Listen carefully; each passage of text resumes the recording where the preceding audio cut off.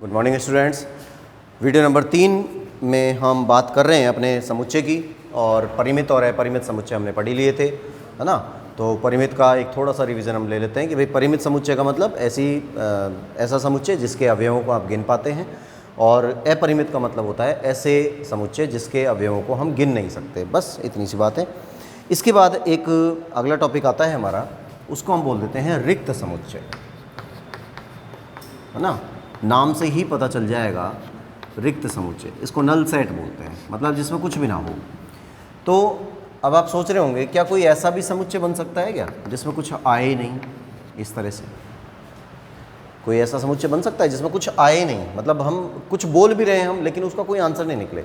क्या ऐसी चीज़ बन सकती है? हाँ, हो सकता है। अभी आपको नहीं पता क्या क्या बन सकती है, लेकिन ऐसी कोई चीज़ जिसको हमने पूछ भी लिया और उसका आप जवाब नहीं दे पा रहे। जैसे मैंने पूछ लिया कि 10 से बड़ी संख्या, 10 से बड़ी संख्या जो 0 से छोटी हो, बताइए है क्या इसका जवाब कोई? 10 से बड़ी संख्या जो 0 से छोटी हो, पॉसिबल है? 10 से बड़ी संख्या होगी तो 11 होगी, 12 होगी, 15 होगी, 20 होगी, 100 होगी, 1000 होगी, लेकिन क्या वो 0 से छोटी होंगी क्या? तो वो 0 से छोटी नहीं हो सकती, है ना। तो इसका जवाब क्या होगा? आप कहेंगे सर ऐसी कोई संख्या उपस्थित नहीं है। ऐसी कोई संख्या उपस्थित नहीं है, बस यही हमारा जवाब है कि इस प्रकार के जो कथन हैं उनको कैसे लिखते हैं? ऐसे लिखते हैं समुच्चय के रूप में कि ए बराबर खाली, ये खाली हो गया। समुच्चय का सिंबल तो यही होता है, मतलब ब्रैकेट, लेकिन वो कैसा हो गया? वो खाली हो गया। इसमें 0 नहीं लिखेंगे। ये मत कर देना कि भाई इसको आपने लिख दिया कि ए बराबर, कोई कहे कि भाई ऐसी कितनी संख्या है, कह रहे नहीं है ऐसी संख्या, मतलब संख्या शून्य है, 0, और आपने यहाँ रख दिया 0, तो गलत हो जाएगा। क्योंकि इसका मतलब ये हो गया इस संख्या का आंसर 0 है, यानी 0 एक ऐसी संख्या है जो 10 से तो बड़ी है, 0 से छोटी है। इसका मतलब ये हो गया, ठीक है। तो ये मतलब नहीं निकल रहा। अब ये होता है रिक्त समुच्चय। अब रिक्त समुच्चय की जो कंडीशन है वो इसी प्रकार की बनेंगी। बहुत सारे सवाल हैं ऐसे, तो अभी जब हम आगे क्लास में बात करेंगे, कभी भी जब भी हमारा ऑफलाइन होगा तब हम बात करेंगे, तो इसमें बहुत सारी संख्याएं ऐसे निकलती हैं, लेकिन इनको प्रदर्शित करने के लिए एक सिंबल प्रयोग करते हैं, और वो होता है फाई। ऐसे क्या बोलते हैं इसको? इसको बोलते हैं फाई। फाई बोल देते हैं। फाई को सिंबल के तौर पर प्रयोग किया जाता है, और इस फाई को बोलते हैं रिक्त समुच्चय, ठीक है। रिक्त समुच्चय, रिक्त तो ये है ही, और समुच्चय इसी में जुड़ गया, इसलिए इस सिंबल को इस सिंबल के साथ में कभी भी ऐसे प्रयोग नहीं करते। इसको मत कर देना ऐसे कभी भी कि आपने ये कह दिया कि साहब ये रिक्त समुच्चय हो गया। ये रिक्त समुच्चय नहीं है, ये खाली समुच्चय था। खाली समुच्चय में एक अवयव आ गया, और वो अवयव कौन सा आ गया? फाई। तो हम ये कहेंगे कि इस अवयव का एक समुच्चय, एक अवयव फाई है ना। लेकिन हम इसको कहेंगे रिक्त समुच्चय, इसको कहेंगे रिक्त समुच्चय, इसको नहीं कहेंगे। ये रिक्त समुच्चय नहीं है, ये भर गया, है ना। इसमें एक अवयव आ गया, कौन आ गया? खुद रिक्त समुच्चय इसका अवयव हो गया, तो इस चीज़ को गलत माना जाएगा। इसका आपको थोड़ा सा ध्यान रखना है। उसके बाद आते हैं हम समान समुच्चय पे। अगली जो कंडीशन है हमारी वो बनती है समान समुच्चय। इसको नोट करना है, कर लीजिए थोड़ा सा।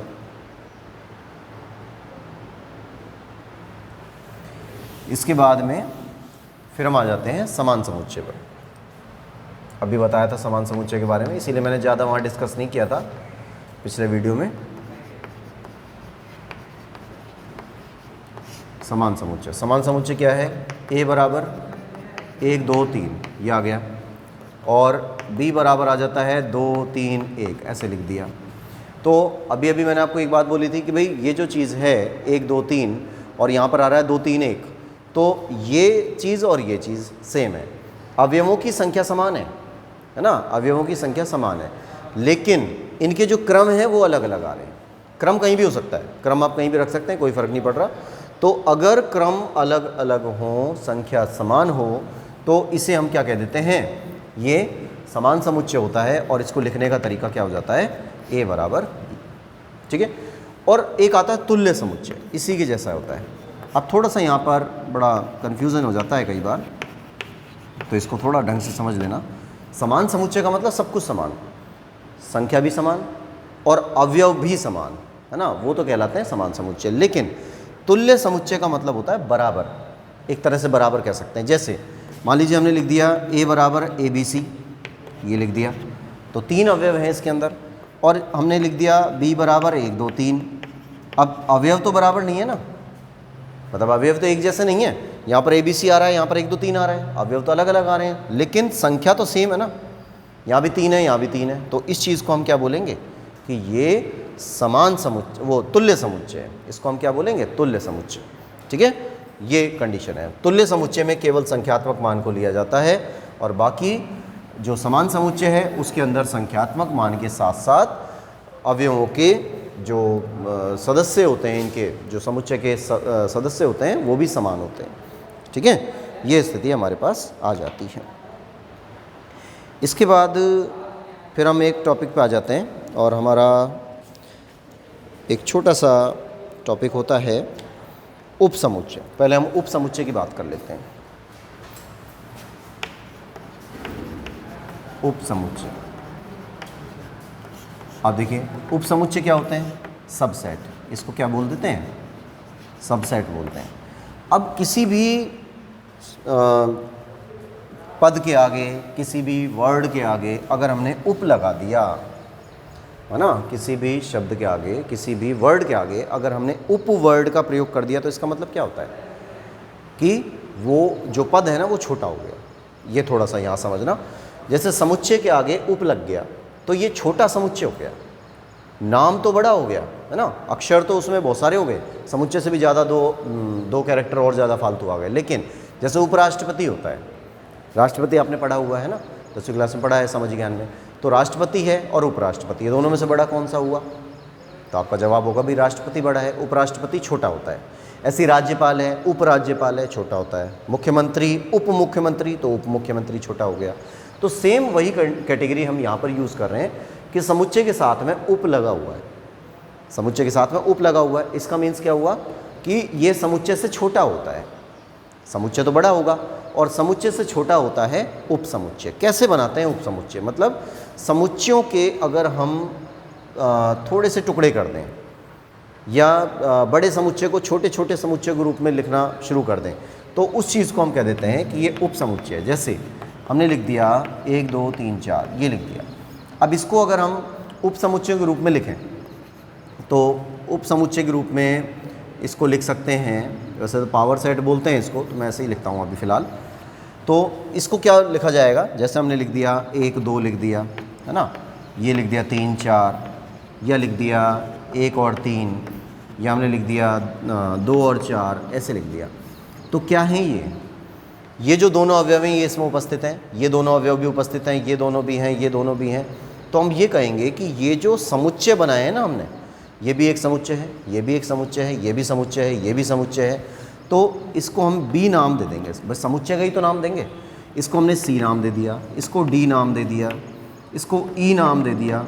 तो ये जो बी सी डी ई क्या है, ये छोटे समुच्चय हैं। किसकी तुलना में, इसकी तुलना में छोटे हैं, और इसी से बने हैं, इसके ही अवयवों का प्रयोग करके हमने छोटे समुच्चय बनाए।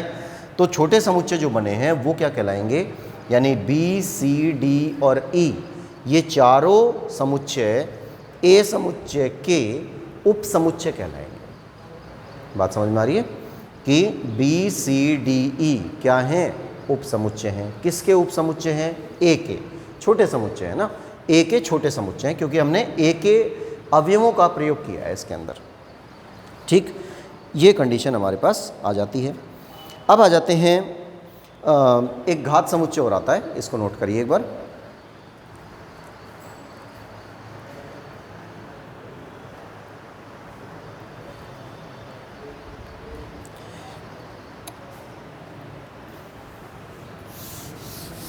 इसके बाद आता है घात समुच्चय यानी पावर सेट।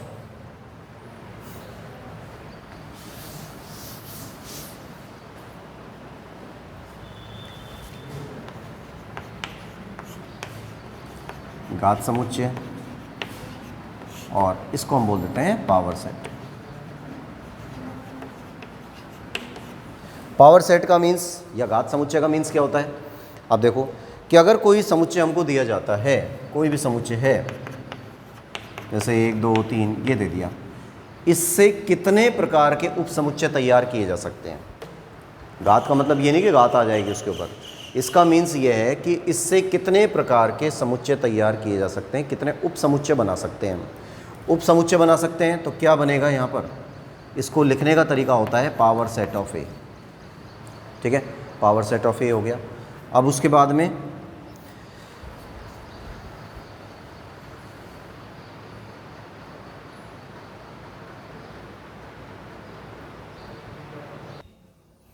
देखिए, इसको हम पावर सेट बोल रहे हैं, घात समुच्चय, और पावर सेट को हम शो करते हैं पी ए से, है ना, पावर सेट ऑफ ए लिखते हैं।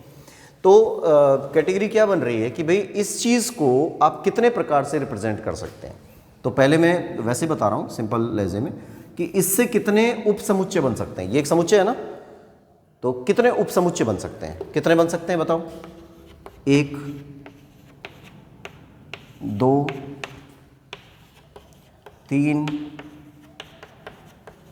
है ना। फिर जैसे पहले एक एक अवयव लिया, एक एक अवयव का समुच्चय बना दिया, फिर 2 अवयव के समुच्चय बना देंगे, तो 2 3 हो गया, फिर 3 1 हो गया। कोई भी अवयव रिपीट नहीं होना चाहिए, है ना। ये बात अभी मैंने बताई आपको कि आप 1 2 लिख देते हैं ना, तो 2 1 नहीं लिखेंगे। अगर 1 और 2 को लिख दिया तो ठीक है, लेकिन अगर 2 और 1 लिख दिया तो गलत हो जाएगा, क्योंकि सेम हो गया वो, तो सेम नहीं होना चाहिए। अवयवों के क्रम का समुच्चय में कोई फर्क नहीं पड़ता।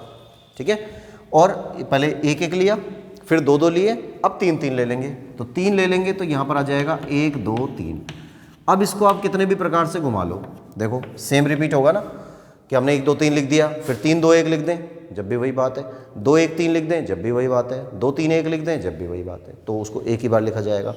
अब संख्या कितनी बनी, 1 2 3 4 5 6 7। ठीक है, तो घात समुच्चय में जब हम आगे की क्लासेस में जाते हैं, कोई कंपटीशन देते हैं, तो उसमें ये पूछा जाता है, कुछ नहीं पूछेगा, ये नहीं पूछेगा कि भाई ये निकलवाना, ये तो हमारे बोर्ड के हिसाब से रहता है कि भाई इनकी डिटेल पूछ लेगा। लेकिन कंपटीशन में क्या आएगा कि ये घात समुच्चय दिया हुआ है, मतलब एक समुच्चय दिया हुआ है, a बराबर 1 2 3, 3 अवयव हैं इसमें। फिर पूछेगा कि इसके घात समुच्चय में कितने अवयव होंगे, या घात समुच्चय भी नहीं बोलेगा, ये बोलेगा इनसे बनने वाले सभी उप समुच्चयों की संख्या बताइए, ऐसे बोल देगा।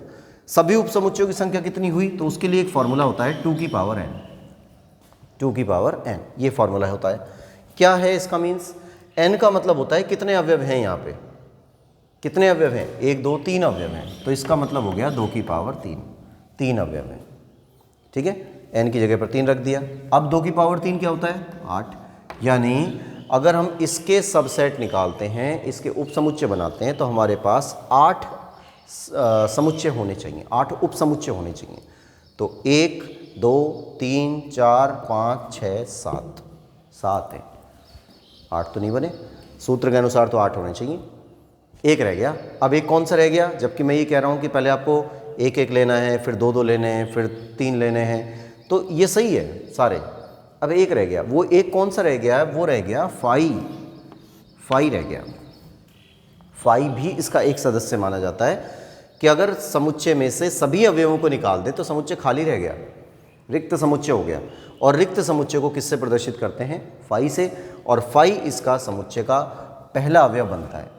ठीक है, तो अभी खैर जब हम ऑफलाइन में आएंगे तो मैं इसकी परिभाषा बताऊंगा आपको। और वैसे परिभाषा इसकी बनती है कि घात समुच्चय बने हुए सभी समुच्चयों का, सभी उप समुच्चयों का एक समुच्चय होता है ना। इसको लिखने का तरीका ऐसा होगा, भी समुच्चय हैं और उन समुच्चयों को हमने किस में लिख दिया, एक बड़े समुच्चय के अंदर लिख दिया। ये कंडीशन हो गई। उप समुच्चयों की संख्या, यानी घात समुच्चयों में उप समुच्चयों की संख्या कितनी होती है, 2 की पावर n। 2 की पावर n का मतलब 2 की पावर 3, क्योंकि यहाँ पे 3 अवयव हैं, और ये टोटल कितने हो जाएंगे, 8 हो जाएंगे। हो गया।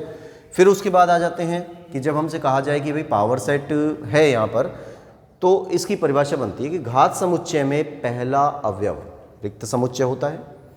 ठीक है, और अंतिम अवयव वो समुच्चय स्वयं होता है जो हमें दिया जाता है। देखिए ध्यान से, पहला समुच्चय तो घात, ये पहला समुच्चय जो है वो तो रिक्त समुच्चय बन गया, और अंतिम समुच्चय क्या बना, अंतिम अवयव क्या बना, अंतिम अवयव वो है जो समुच्चय दिया जा रहा है, एज इट इज़ वो संख्या वहाँ पे हमको मिल जाएगी। हो गया।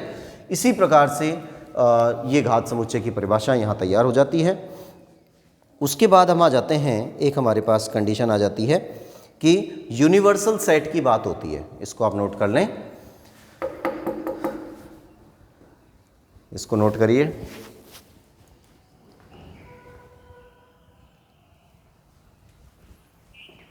अगला समुच्चय हम ले रहे हैं universal set.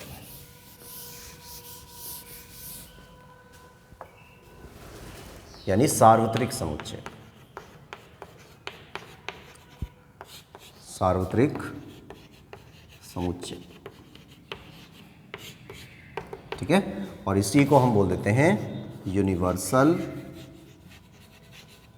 Set. Universal sets लिख देते हैं या सेट लिख देते हैं। तो ये चीज़ क्या है, यूनिवर्सल, नाम से पता चल गया होगा।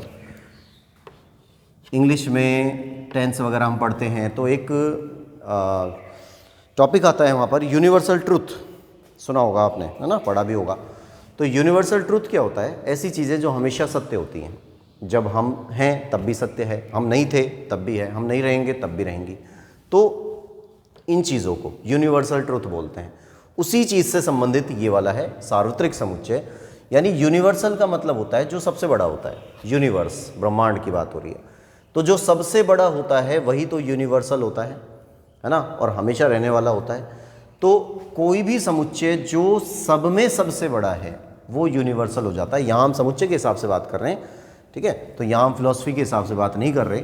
जैसे आपसे कहा गया कि भाई 1 2 3 4 ये A का मान है, फिर B में आ गए 5 6 2 3 ऐसे दे दिया, C में आ गया 1 7 10 8 और 10 ऐसे दे दिया, ये आ गए 3 समुच्चय आ गए। और फिर हमसे कह दिया गया कि भाई इसका यूनिवर्सल सेट क्या होगा। तो यूनिवर्सल सेट का मतलब होता है कि आपको पहले ये देख लेना है कम से कम संख्या क्या आ रही है 1, और ज़्यादा से ज़्यादा संख्या क्या आ रही है 10। तो कोई एक ऐसा सेट बनाना है, कोई एक ऐसा समुच्चय बनाना है जिसमें ये सारे अवयव सम्मिलित हो जाएं। तो ज़रूरी नहीं है, जैसा अब यहाँ पे 9 नहीं है ना, तो ये नहीं है कि आपको 9 नहीं लिखना है। आप एक सेट बनाएंगे लेकिन उसमें ये सारी संख्याएं कंबाइंड हो जानी चाहिए। तो 1 2 3 4 5 6 7 8 9 10 ये बना दिया। अब इसमें 10 अवयव हैं, 1 2 3 4 यहाँ मौजूद हैं, 5 6 इसमें मौजूद हैं, 2 और 3 हैं, फिर 1 यहाँ पर आ गया, 7 यहाँ पर आ गया, 8 आ गया, 10 आ गया। तो 9 ही तो नहीं था, है ना, लेकिन हमने यहाँ 9 भी लिख दिया। आप इसको 10 तक ले जाएं, आप इसको 100 तक ले जाएं, कोई फ़र्क नहीं पड़ रहा। इसको आपने डैश डैश करके छोड़ दिया तो भी कोई फ़र्क नहीं पड़ेगा। तो ये यूनिवर्सल है, यानी इन सबसे बड़ा समुच्चय। यूनिवर्सल समुच्चय कभी भी किसी का उप समुच्चय नहीं होता। अभी बताई थी ना आपको परिभाषा, उप समुच्चय का मतलब क्या होता है, छोटा समुच्चय। तो यूनिवर्सल समुच्चय सबसे बड़ा समुच्चय होता है। यूनिवर्सल दी गई कंडीशन के हिसाब से, ये नहीं कि कोई अब ये सोचे कि भाई ये 1 से 10 तक आ रहा है, ये तो n का उप समुच्चय है, नेचुरल नंबर का उप समुच्चय है, तो हम नेचुरल नंबर का उप समुच्चय नहीं मानेंगे इसको। इस कंडीशन के हिसाब से ये समुच्चय किसी का भी उप समुच्चय नहीं है, यानी इन तीनों में वो सबसे बड़ा है और बाकी के जो 3 है ना वो इनमें छोटे हैं, ठीक है। तो ये स्थिति आपको यहाँ पर ध्यान रखनी है और इसी चीज़ को हम कह देते हैं यूनिवर्सल। ये क्वेश्चन के अकॉर्डिंग मिलता है, तो इसके बारे में हम बात कर लेंगे जब भी हमारे पास कोई सवाल आते हैं। और इसके बाद में यूनिवर्सल के बाद में आ जाते हैं हम, इसका यूनिवर्सल का एक जगह वेन आरेख और आता है। इस वेन आरेख को जब हम यूज़ करते हैं ना, तो वेन आरेख में अभी हम आगे बात कर लेंगे इस मैटर पे कि वेन आरेख क्या होता है। वेन आरेख होता है जैसे आप ये पढ़ रहे हैं, है ना, अभी डिटेल नहीं बता रहा हूँ मैं, उसकी थोड़ा सा हिंट दे रहा हूँ, क्योंकि अब जो वेन आरेख है वो सबसे पहले इसी से संबंधित होता है आके। वेन आरेख क्या होगा कि अगर कोई समुच्चय हमको दिया गया है, कोई कंडीशन हमको दी गई है, तो समुच्चय तो हम लिख रहे हैं इस प्रकार में, जैसे ABC लिख दिया, है ना, बराबर में दिखा दिया, कैपिटल लेटर से शो कर रहे हैं, ब्रैकेट में बंद कर रहे हैं, ये तो है समुच्चय का प्रकार, समुच्चय लिखने का तरीका। लेकिन जब हम वेन आरेख करते हैं तो वेन आरेख का मीन्स होता है कि आप किसी भी समुच्चय को आप शो कर रहे हैं चित्र के माध्यम से, तो हम उसको वेन आरेख बोलते हैं, ठीक है। अब वेन आरेख, जैसे यहाँ पर यूनिवर्सल की बात होती है, तो यूनिवर्सल को हमेशा किससे दिखाते हैं, एक आयताकार आकृति से दिखाते हैं। अभी क्वेश्चन भी देखेंगे उसके, छोटे मोटे क्वेश्चन भी आएंगे इनके। और बाकी के जो समुच्चय होता है ना, उसको हम वृत्त की आकृति से दिखाते हैं, यूं एक हल्का हल्का वृत्त बना देंगे, और ये जो वृत्त हैं ये तो बनेंगे समुच्चय, ये तो छोटे समुच्चय यानी उप समुच्चय बनते हैं, और जो यूनिवर्सल होता है ना ये आयताकार आकृति से दिखाया जाता है और उसको यहाँ पर साइड में शो कर दिया जाता है। तो इस प्रकार से यूनिवर्सल का जो सबसे पहला यूज़ है वो होता है, वो सबसे पहला यूज़ होता है वेन आरेख के लिए, ठीक है। वेन आरेख में इसका सबसे ज़्यादा प्रयोग होता है। तो फिलहाल के लिए आज हमारा यही टॉपिक है, और उसके बाद हम कल थोड़ा सा और आगे इसको बढ़ाएंगे, ठीक है।